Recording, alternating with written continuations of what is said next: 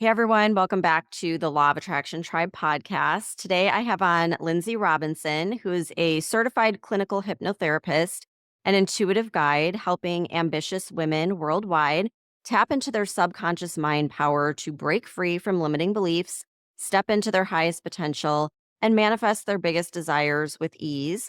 Through her one-on-one client work, Align Your Mind membership, and podcast High Vibe in It. She facilitates quantum shifts into abundance, success, and fulfillment in every area of your life. Lynnsey, welcome back to the podcast. I'm so excited to be here. So, we already recorded this episode and it was perfect. It was like the best episode ever. And It there were was one of my it was definitely one of my favorites. I don't wanna lay it oh my on too gosh. thick, but it was so good. It was so good. It was so much fun. I'm like, okay, Lindsay's my new best friend. This is great. And then the episode disappeared. It was a weird day because after that happened, I had another podcast and her microphone wouldn't work. And we were like messing with the tech stuff for 20 minutes. So I don't know what happened that day, but it was a mess and Weird day. weird day. But thank you for coming back on to recreate the magic. I appreciate Yeah, it. we're back, and I don't even really barely remember what we talked about. I just know that it left me feeling very happy and very good about the chat, so I'm sure it'll be just as great this time for sure. So, I wanted to start out with asking you about hypnotherapy from the standpoint of someone who isn't familiar with it. They don't quite understand it. Maybe they hear that term and they're thinking of like the stage hypnotist or something like that. So, maybe you can just give an overview of what's hypnotherapy and how can it transform someone's life? Okay, so hypnotherapy really is just a heightened state of focus that allows you to, how I put it is, teach your subconscious what to believe, because we are all walking around with these positive beliefs about ourselves, known truths that are non-negotiables for us. And some of those things are stuff we picked up from other people or experiences that didn't get translated correctly, or that's where we call them limiting beliefs, where they were needed at the time to show you the parameters of what was possible for you, possibly at the time, but they don't have to stay forever, and there is an expiration date. It's just your subconscious doesn't know expiration dates. So we get to actually teach our subconscious what to believe based off of how we want to be presented to the world, our deepest truth that we know we are meant here to do something with purpose. You teach your subconscious to align with your highest self. So that's the short version of what it is. I can go through the kind of process of how the subconscious forms if that helps. I'll try to make it concise, but basically when we're born, the only two things you're born with are the fear of loud noises and the fear of falling, and the fight or flight, which kicks in with the fear of loud noises or the fear of falling. So you have these like programs that are ingrained in you, right? The only things you have built in from evolution are the fear of loud noises and the fear of falling, and that response to those things. Everything else is learned. The good news is, if it was learned, it can be unlearned, and that's what I love to do. So, from birth to around age 7 to 9, you're picking up all of these things as you go through life. So, again, truths that you know about yourself. Like, I love chocolate and I hate broccoli, or I love hanging out with my dad and playing baseball, but I hate getting in trouble, that kind of thing. You know these things about yourself, positive and negative knowns. And as you go through your young life, you pick up more and more. Around, again, 7 to 9, you get what's called a critical filter. I'm sorry, there's a squirrel.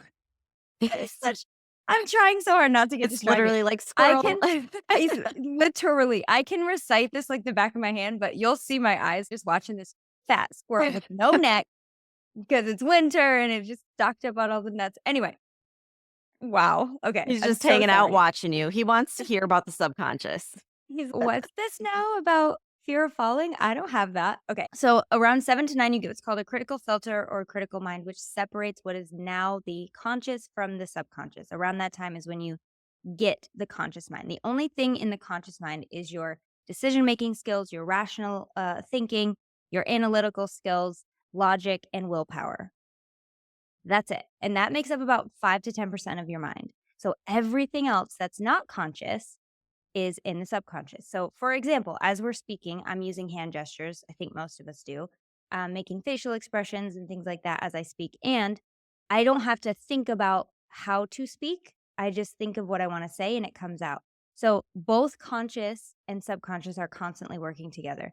It was conscious to learn to talk until you learned it and then it became ingrained in you and you don't have to remember it every time. Same with writing. You don't have to remember how to make the letters every single time you write. It's a subconscious thing. You just have to consciously think of what you want to say and put it on the paper. So both are working together very well. 90 to 95% of your mind is subconscious, automatic behaviors, ways of thinking, emotions, your nervous system, all of those things, blinking, breathing, the things that keep you functioning are things you don't have to think about. Imagine if you guys had to remember to breathe. That Mm. would be disastrous. Like, We'd all be dead. I'd forget. I would forget. I'd be the first to admit it. So, all of these things to keep us alive, keep us functioning, keep one foot in front of the other is the job of the subconscious. If you learned as a child, let's say fire is hot, right?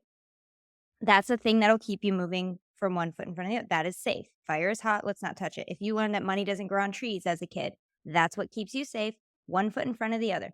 So when you get to these things like happy or fulfilled or satisfied, that's extra. That's stuff we have to really teach the subconscious because it's not going to just automatically be like, happy is good because we don't always know that. We just know, or I guess the subconscious just knows safe, what is safe and what isn't safe. So when you want to step outside of safe, money doesn't grow on trees and you have to work hard for everything you get. I'm just using money because it's extremely common.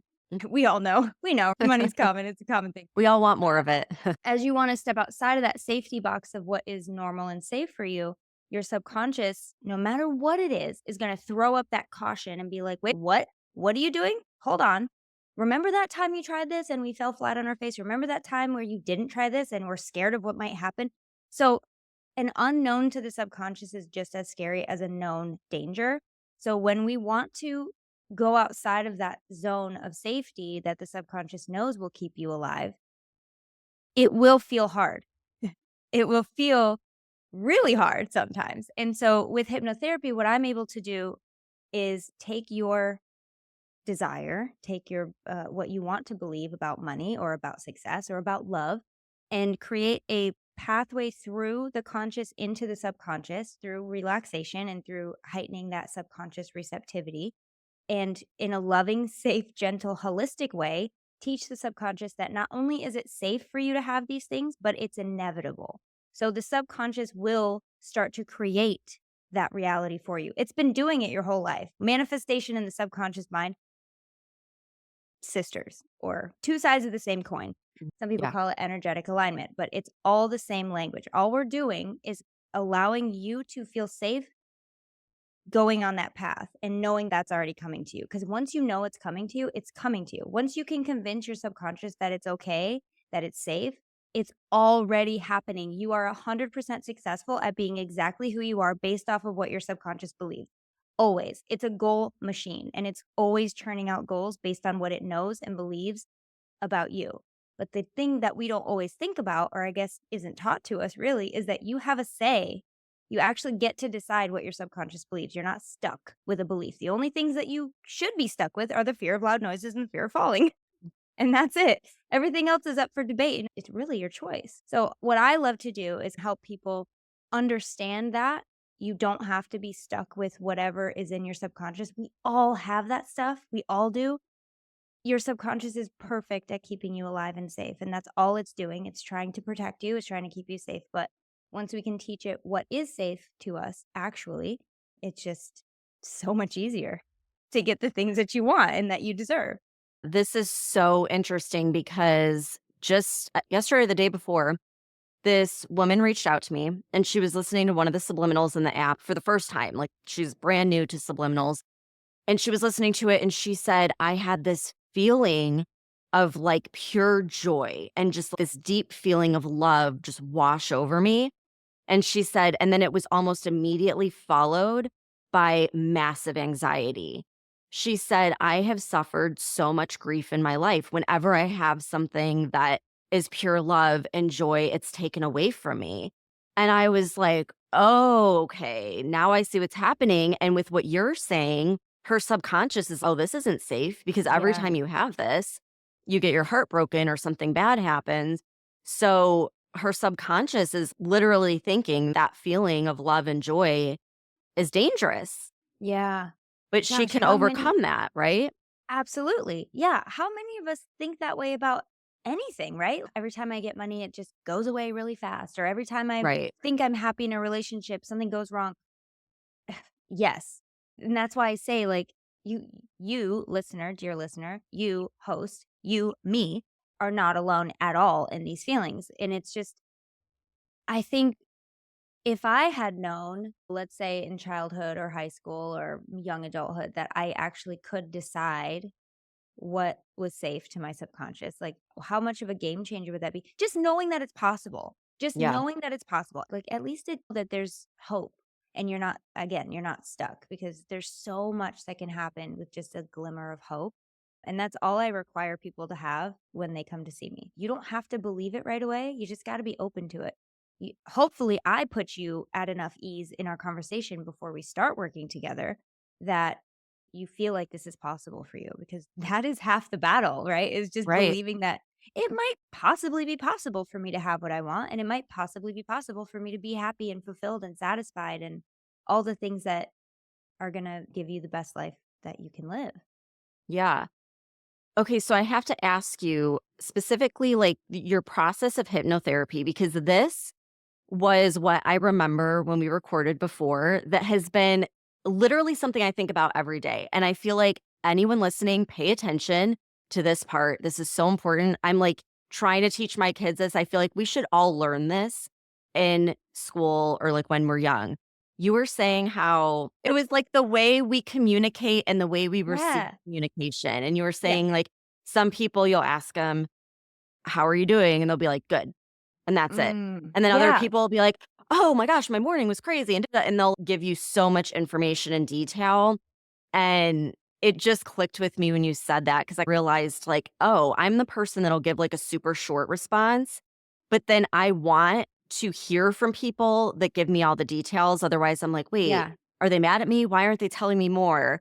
And it just it was like every relationship in my life flashed before my eyes. I'm like, "Now I see why." I thought that person was mad at me, maybe it was just their communication style. Yes. Okay. So I'm so glad that you brought this up because there's so many things I forget to mention, but there's so many important things that I want to say in every time I do an interview.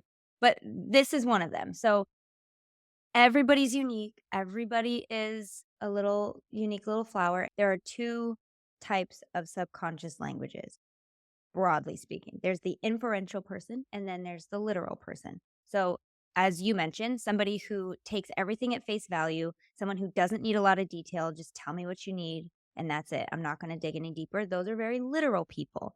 A literal person who takes in everything at face value, doesn't ask a lot of questions, probably wears their heart on their sleeve, probably cries at movies, probably is the first one to say I love you in a relationship. They tend to be the ones who don't need a lot of information. However, when they speak, it's detail after detail. So you ask them how they got to work and you get a whole novel. The other type of person is the one who maybe usually is more introverted, maybe overthinks. You could call them the analytical. I call them the inferential because they are the type that digs deep. They must read between the lines. They must know Mhm. how things work. They must ask why. What did you mean? How when you give answers, it is very short. When you give answers as an inferential person, you are not giving a lot of information. You are answering the question and Yeah. to the point. When you are taking in information, however, you need everything. Yeah. Or, as you said, you're going to think someone's mad at you, right? My dad is a perfect example of this. When I was a kid in high school, I'd have, let's just say, a boy called, right? And he loved answering the phone. I am an 80s baby, so I had home phones with a wire on a wall. And he would answer the phone and they'd be like, "Hey, is Lynnsey there?" Yes. Like the He just terrifying dad. loved to Yes. torture them. But he did that on purpose. He is very inferential, very analytical. He is that person anyway. But you'll know as I'm describing these types, you'll notice people around you might be doing this already, but they will fall into one of these categories. Now, we all have a dominant of one of these two, but no one is 100% of any of these. We're all a mixture of both. So there will be some days that I feel extremely literal and extremely extroverted and just like high energy and da da da. And most days, I would say my default setting is a blanket and a book and nobody talk to me, okay? Thank Me you. too. Which is hard because I have 3 kids and a husband and Right. a job where I talk to people all day. So, like, I have extremely if I have an introverted friend, which I do, I will default to extrovert. And Yeah. these can be literal can be described as extrovert, inferential can be described as introvert, but it's not always the case, so I tend not to use those words. More often than not, they can be attributed to those types, but whoever you're around and whatever you're doing for a living can affect how you present. And so if you are an introvert or an analytical or an inferential person and you are an extremely extrovert in your job, you will want to retreat and Mhm. get your energy back. But anyway, back to subconscious languages. Those are the two kind of main types. Now, again, knowing this and looking out into the world and the people around you, you're going to notice who is who. And it's very important to mention there's no wrong or right way. I did a little study of how these kind of languages get formed.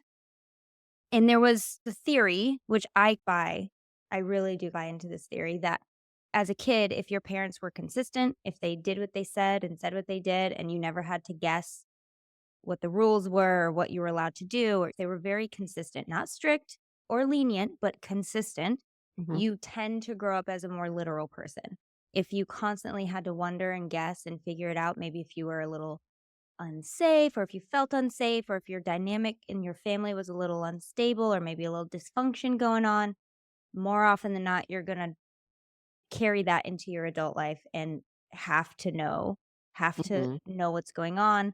And this gets way deeper into like hypervigilance and like all the kinds of your triggers and all that sort of stuff and family dynamics and things like that. But just for the sake of today, there's no wrong way to be. It's just how you're wired. There's no right way to be. It's just how you're wired. So if you relate to a person out in your life and they're not communicating with you in the way that you communicate, just please know it's probably just their communication style and their subconscious language, how they take in information versus the output of information.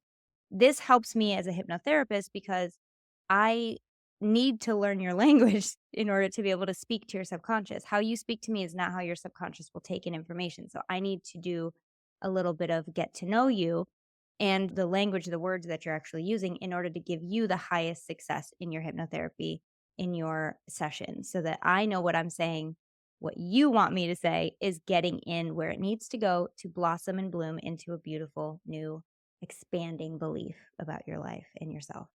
I think it's so essential as a hypnotherapist. But again, I feel like this would have been good to know throughout my whole life, just in Yeah. communicating with people. There's so many times where we have these opinions in our mind of what we think is going on based on the Yep. way someone's communicating with us, when it could just literally be that's their style of communicating. But if I don't know that and I don't really know how to work with that, my mind's gonna just my subconscious is gonna go Mhm. crazy, make all these comparisons and patterns to Yeah. maybe something negative. And so I think that's why it was so eye-opening to me.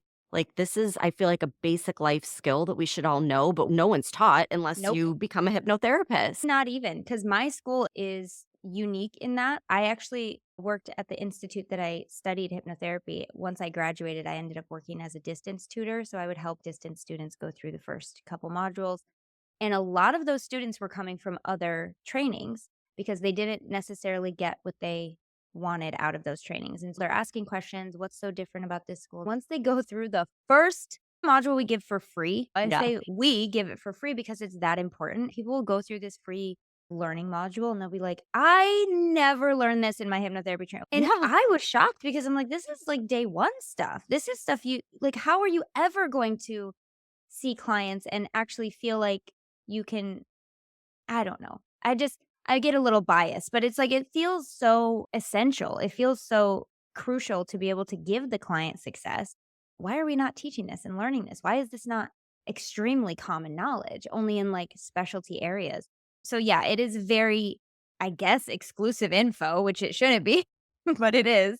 And now Yeah, you like, know it too. who's So hoarding this who's information? Because hoarding it? I I feel like know. when we send kids out into the world, we should be like, "Listen, there's 2 different ways people are Yeah. communicating." You should know this, guys. So very crucial, but Based on you knowing that knowledge, Uh-huh. then you can speak in a way where their subconscious is gonna take it in more? Is that kind of Yeah. how you use So it? Okay.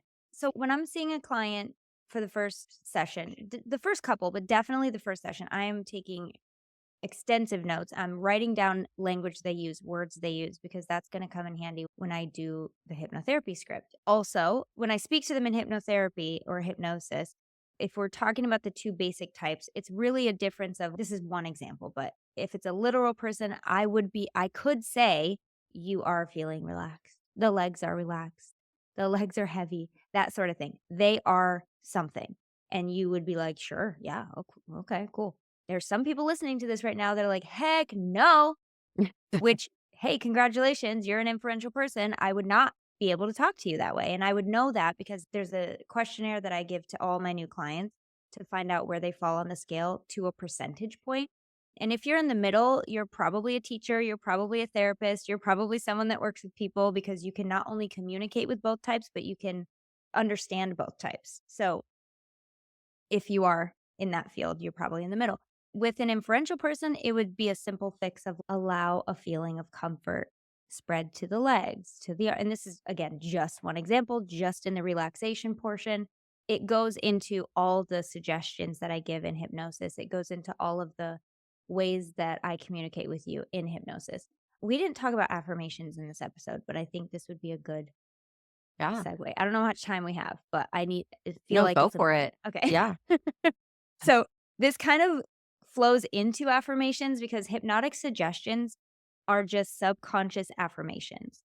Okay. So when you're doing conscious affirmations, that's really all they are. They're just things you say to yourself to get into the part of your mind that will make it true. The hitch with conscious affirmations is that you're conscious. You're in that 5 to 10% of your mind. And so it's going to take a little more work, maybe extra repetition, maybe doing it before you go to bed, putting yourself into a light trance in order for it to get to the subconscious, because that's where any of those affirmations need to go. It doesn't mean if you're conscious, it's not going to happen because any habit that you have had to start consciously, had Mhm. to, until it became subconscious. And affirmations are no different. If you say it enough, it will become a habit, it will become a belief, it will get where it needs to go. Hypnosis is just really a speed track. It's a fast track, Yeah. lightning speed to that place that it needs to go. So affirmations, if we're going back to subconscious language, there are two types of affirmations. There are I am abundant, I am confident, I am loving and lovable, whatever. And then there's the inferential type, which is I am open to seeing more abundance around me. I am open to embodying more confidence every day. Each and every day, I'm getting better and better at noticing all the love around me, things like that. So every day I'm getting better at, or every day I'm more open to, or I'm willing to. Okay. So very subtle differences, but it allows the subconscious to grab it in a way that maybe a literal or an I am affirmation wouldn't be able to. Whichever one feels better to you is the one that you should be using Because for if you. you're not a literal person and you hear an "I am," you're gonna be like, "No, I'm not." Right? Ugh, it's like nails on a chalkboard. You're going to battle it because it's not true. And your subconscious knows that it's not, and it will fight it if you really wanted Just the to. hard way. But it's, yeah, it's like cutting down a tree vertically. Like, why are we Yeah. doing that? There's a Right. shortcut. So find your language, find where you fall on the scale. You don't really even have to, just what feels better to you and use that. If it Yeah. doesn't feel good, it's not doing what you think it's going to do anyway. It Yeah. has to feel at least a little bit in line with who you are. It has to feel a little bit good or it's not working. It's just not working. That So, makes so much sense just in how the subconscious kind of has its own language that yep. you learn and you work with it. And like you said, either can happen, but there's the easy way or the hard way. I'm going to choose the Mhm. easy way. Yeah. Life is hard enough, okay? Yeah. Life is hard enough. Just Why give are me we the doing shortcut. I want to get there now. Okay. Gotta Yes. go fast. Ugh. Oh, man. Okay. What are some common myths, misconceptions, things out there around Mm. hypnosis? Because I'm sure there's a lot. And maybe people listening have some, if they've never done it Yeah. before, there might be some things that they think are true that aren't true. So maybe you Well, can that's the clarify. first myth. You actually just said the first myth is that Oh, okay. there are people in existence that haven't experienced hypnosis. because Ooh. we go into hypnosis every single day, multiple times a day. Mhm. You're already an expert at going into hypnosis. You already know what it feels like. Hypnotherapy is using that state of mind to achieve a goal, to release Interesting. something or to gain something. So there's always an objective with hypnotherapy. But the truth is we've all done it. We all do it every day. If you drive home and you forget driving home, you did it. If you read a book and you feel like you're in the book and then your dog barks and you're like, "Oh my gosh, I'm in reality. What the heck?" That you did it. If you're in a movie and you cry, there's a part of your subconscious that thinks it's happening to you. So you're in a trance. So congratulations, you are already an expert. All you're doing is using this superpower. And I do call it a superpower because holy crap, how cool is it? Yeah. Like, really, honestly, if we think about how cool our minds are and you get to actually access that really cool part of your mind to create change, positive change, that seems and feels effortless because it really is. Because again, everything that happens in the subconscious is effortless. You don't have to think about it, it just happens. Anyway, it's something you do every day. And all we're doing is using that superpower that you already have to create positive change in your life, to release a limiting belief, to feel better about yourself, to get closure, to break a habit or gain a new good habit. Really anything. The sky's the limit. The only thing I can't help you do is grow wings and fly out the window. Studying and doing this work as long as I have and talking to colleagues and people who do this work, I've heard the craziest things, but they're actually cool. They're so cool. Like, I know a colleague who helped someone get over a gluten allergy with hypnotherapy, literally changing the structure of the body. It's out of control. I know a colleague who helped a client gain breast size. Really? Yes. Oh my Um, gosh. because here's the thing. Your mind is in charge. The mind body connection is a real thing. And if Yeah. you can convince your mind that your boobs are growing every day, who's to say that it won't happen? Okay, this is so off topic, but I'm gonna bring it up anyways. Yeah. How many times have you heard your mom friends or just people in general say, "Oh, you're never gonna get your stomach back to the way it was before kids." I have Oh, heard so many people say that, and every time someone says that, I'm like, "Stop. Stop saying that." Like, yeah, don't do that to me. Yeah. you're speaking that into existence because I do think it really can shape your body quite Yes. literally if you really believe it and you're constantly saying that in your mind or out loud. And so that's just something I've experienced where everyone's telling me Well, you're never going to get your body back. we have scientific proof that the mind can change the body. Okay, so how Mhm. many of these like studies do they do with an actual medication and then a placebo? And the Yeah. people taking the placebo, some of them always get the result of the medication. Why? Because it's a placebo. And you know why that's awesome? Because your mind has convinced you that you are healthy or that whatever was ailing you is no longer a problem. This is incredible. Like, I don't think people really understand. I get so excited, but it's true. Hypnosis is a placebo. When people tell me that, I'm like, yeah, that's I how used to work amazing your mind is I used to work in pharma back in the day, and in every your previous life. single in my Mhm, previous life when I was a completely different person, but anyhow, like, every single doctor would ask, "What is" so let's say you're increasing whatever by 10%. They would mhm, say, "What's the baseline? Is the baseline 0 or is the baseline placebo?" And every study was set up versus placebo because mhm. there would be a big number of people that would have improvement that were on placebo. And so I remember back then thinking, how much is this medicine actually doing if we have to work in the placebo numbers because there's such an effect happening. How much is a medication really doing if you take it believing it's gonna work anyway? Right. Holy moly. Also, this is a side note, but there was a study done. I have no dates or references for this, but I can find it. If you look up studies about overweight or obese people and the things they say to themselves as they're eating, let's say, a not so good food Mhm. versus uh positive things. So let me just get to the point. The point is, you will digest an ice cream sundae differently if you are giving yourself positivity while you're eating it versus negativity. Oh, I can't believe I'm doing this. I'm such a failure. I can never stick with a diet. This is just going to go straight to my hips or whatever. And then on the other side of the coin, you say, "Oh my gosh, I've earned this. Is so yummy and delicious and my body's going to absorb only the nutrients and expel everything else." Your body will digest it differently. This is absolutely insane and absolutely true.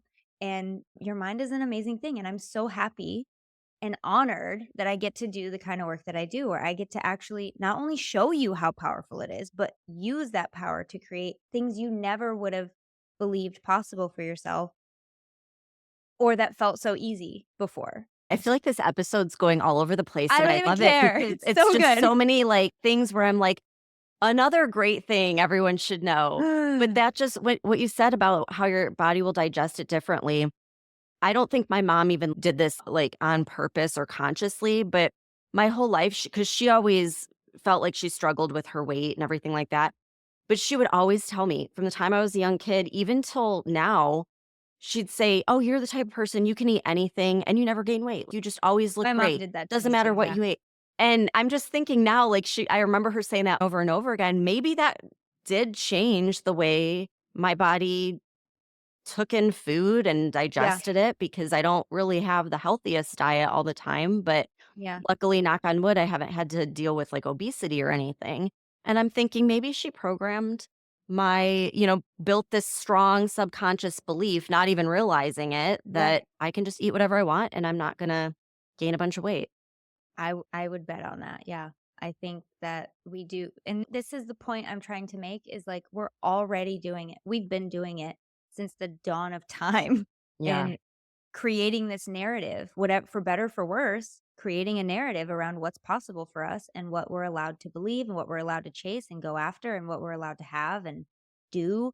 It doesn't have to be anything other than what you want it to be. It just doesn't have to. It doesn't have to. You can stay where you are. Absolutely. There's no rules. It's your show. You're the star of the show, but you don't have to. And if you want anything, except for wings to fly out the window, more than likely very possible for you. You just have to teach your mind that it's safe. The subconscious, 95% of your mind that calls all the shots. If you get the green light from the subconscious, it's already happening. It's already happening. It's so funny because now that we've gone through all of this, I really truly believe this is our superpower. If it can change everything we just talked about, that is a superpower. Mhm. And again, it's nothing we've really been taught, that this is a superpower. We can change anything, but we can. It's pretty remarkable. And I just feel like with everything you said, it really does feel like there truly are no limitations. We can work with this superpower to overcome pretty much anything. Yeah. Except for flying out the window. And there's another addition to that, except also for of affecting anyone else. Like, you can't use it to make someone love you. You can't affect anyone else. It's just about you and how you feel and how you interact with the world, what you attract. And Hmm. it's never, oh my gosh. We have a podcast episode about manifesting your ex and, like, why it's the worst thing to do. But that's a whole other topic. What do you want to manifest as part of you that is attractive to the mate that you want? What are you looking for? And don't say names, but, like, qualities. How would you like to feel in this relationship? And that's what we're manifesting. It's always what you're manifesting anyway. By the way, here's a cheat code. Here's a hack for you. It's never the thing. You're always manifesting the feeling that you're going to get from that thing. And that's what we're doing here, which is why it's so important to be open to how that thing comes to you and in what way that feeling comes to you, because it may not be what you thought you wanted, but it's better. So it's Yes. just a I'm side so note. glad you said that, because there's this whole trend of manifesting your specific person. Yes, And I'm SPs, like, right? this is Oh, who is teaching gross. this? This is Gross. so, it's like stalker like. It's, I don't know, it's not. And I feel like So it low vibe. lends to these feelings, yeah, of like desperation almost. Like it's not a good vibe, like you said. You're not getting at the core of how you want to feel. And yet I'm seeing this trend everywhere. And it's just, oh, stop I'm doing gonna this. That's, like, it's so easy to say, "Don't do it. Don't do it." But I'm literally, you're not gonna get out of it what you want. It's just gonna put you backwards. Please don't do it. In no way ever is it what people want, I think. I don't think there's yeah. ever a case where it turns out well. Because I think you're trying to control the Yeah. how. And manipulate someone else. I don't want to know that I manifested them Yes. against their will. Like, that's Right. horrible to me. It's It's a very little creepy. creepy. Yeah. So I'm glad that you said that, because I see this trend every day and I'm just like, oh, I don't like this. But Stop it. yeah. Oh my gosh. This has been absolutely amazing. Where can I everybody think this find might be you? better than the first one. I think so. I I think was thinking so. that. I think we had quite a few breakthroughs. Because we still covered a lot of what we did the first time, but this time we actually had we went even further with it, so I'm happy. I think it was Whenever stuff like that happens, where the audio just disappears or whatever, I just think it happened for a reason. Maybe mhm, right now at this point in time, someone's going to hear this that needed to hear it, or who knows. But I feel yeah, like it turned out even better than the first time. perfect. So, where can everybody find you and connect with you and book a session? Yeah, well, hey, not whatever, okay? I know I said that. I'm like, why did I just say that? Whatever however I can help you, however I can support you. So I have Lynnsey Robinson Instagram, it's just all my name, lynnsey.robinson.com, Lynnsey Robinson on Facebook, Lynnsey Robinson on TikTok. I have, as we mentioned, I have a podcast, High Vibe in It, that I co-host with my friend Kelsey, and we talk about all things empowerment, self-love, manifesting, the power of your mind, all that stuff. And I have a membership. If you're not quite ready to do one-on-one sessions or you feel like you just want to learn more about it, it's a free 2-week trial inside the membership. So you guys can go have a look around and see what hypnotherapy can offer you. Dip your toes in, as it were. And then if you really want to dive deeper into personal work together, where the hypnosis is obviously more powerful because it's personal to you and the transformation is more potent. Then I do one-on-one sessions. I have openings in March. So if you want to dive deep into your personal journey, I'd be happy to hold the flashlight while you walk the path. All right, last question. Yeah. What are you currently trying to manifest in your life? It could be big or small. Mm. What's a goal that's been on your mind that you want to bring forward? Oh my gosh, that's such a good question. Why wasn't I prepared? Okay, let's see. What am I trying to manifest? I know Doesn't have to be a lot of pressure. It could be something little. there's like a whole list of things, but honestly, right now, I would love to okay, I got one. I would love to double the amount of members in my membership Oh, good that I'm one. working on. That's one that I'm working on right now. That's business related. Personally, I need a Scottage. I need a Scottage. I need a cottage in Scotland. That is my Scottage, hashtag Scottage. It's happening. When you said Scottage, I was like, "What is that?" That's so Yeah, cute. A cottage in Scottage, Scotland. TM Scottage. Trademark, Oh, love Lynnsey that. Robinson, 2025. Okay, Yeah. those are 2 very good goals. Isn't Very it's gonna take a yeah. while. No, it's not, Lindsay, why did you do that? Cancel. See, Oh, you're here's a bringing awareness to it. one more hack before I go. Mm. If you guys ever find yourself talking in a way that's not helpful or find yourself saying things like, "Oh, it's going to take forever." Cancel, cancel, cancel. You can just say that to the ether and it makes you feel better and it cancels out what you just said. Every time I do that, I'm like, "Cancel, cancel, cancel," and it just immediately cancels it out for me. I'll be doing that all day because I always say Yep. stuff where I'm like, "Why did I just say that?" It just comes out. But yeah, you bring awareness, you say, "Oh my gosh, cancel, cancel, cancel." It's not going to take a long time. It's going to be in divine timing and I'm just going to be the most patient person in the world. That's right. Thank you so much for the best episode ever, and yeah, we recreated it, but even better, so this was Even great. better. Yeah, Okay, thanks so thank you much. so much, and everyone go check Lindsay out. I will link everything in the show notes, and we'll see everyone back here next time, so thanks for tuning in.